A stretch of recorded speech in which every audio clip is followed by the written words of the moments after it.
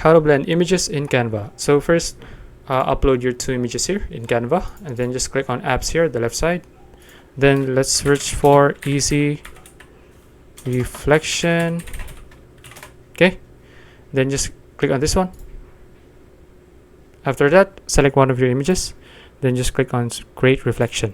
Okay, now after that, let's say I want to blend the image as if this couple here is walking alongside the beach. Okay, so let's say I want the couple to walk alongside here. Okay, now just up the opacity, then just click on add to design. Okay, now click the original image and leave it here, the design that has a reflection. Now next, go back and then just click on this image here, then just click on create reflection. After that, I want to add a reflection here at the right side.